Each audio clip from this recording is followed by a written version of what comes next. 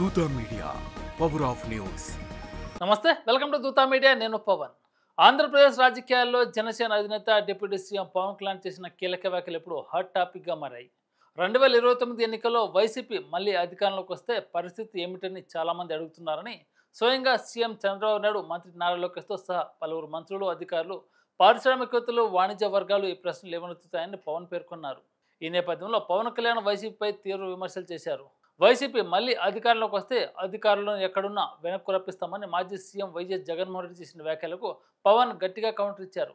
YCP మళ్ళీ అధికారంలోకి రానివ్వమంటూ ఆయన స్పష్టం చేశారు. ఈ వ్యాఖ్యల వెనుక పవన్ ధీమా ఏమిటన్న ప్రశ్న ఇప్పుడు రాజకీయ వర్గాల్లో చర్చనీయాంశంగా మారింది. కూటమి ప్రభుత్వం అమలు చేస్తున్న అభివృద్ధి సంక్షేమ కార్యక్రమాలే ఈ ధీమాకు కారణమని కొందరు అంటుంటే, పవన్ కళ్యాణ్ రాజకీయ వ్యూహం సమయస్ఫూర్తి ఈ వ్యాఖ్యలకు బలం చేకూర్చాయని మరికొందరు విశ్లేషిస్తున్నారు. పవన్ కళ్యాణ్ తన లక్ష్యం సుదీర్ఘకాలికమని, 15 నుంచి 20 ఏళ్ల పాటు అధికారంలో ఉండాలనే ఉద్దేశంతో పనిచేస్తున్నామని తెలిపారు. వికసిత భారత్లో ఆంధ్రప్రదేశ్ భాగస్వామ్యం అవుతుందని, వికసిత ఏపీగా మారాలంటే కూటమి ఐక్యత చెడకూడదని ఆయన స్పష్టం చేశారు. 2024 ఎన్నికల్లో వైసీపీ వ్యతిరేక ఓటు చీలకుండా కూటమిని ఏర్పాటు చేయడంలో పవన్ కళ్యాణ్ కీలక పాత్ర పోషించారు.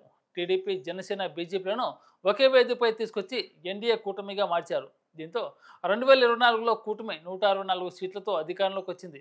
వైసీపీకి కేవలం 11 సీట్లకే పరిమితమైంది. 2029లో కూడా వైసీపీకి ఓటు చెల్లకుండా కూటమి బలంగా ఉండేలా తాను కృషి చేస్తానని పవన్ కళ్యాణ్ తాజాగా వ్యాఖ్యలు చేశారు. ఈ వ్యాఖ్యలకు వైసీపీ నుంచి ఎలాంటి స్పందన వస్తుందన్నది ఆసక్తికరంగా మారింది. For more updates please subscribe దూత మీడియా.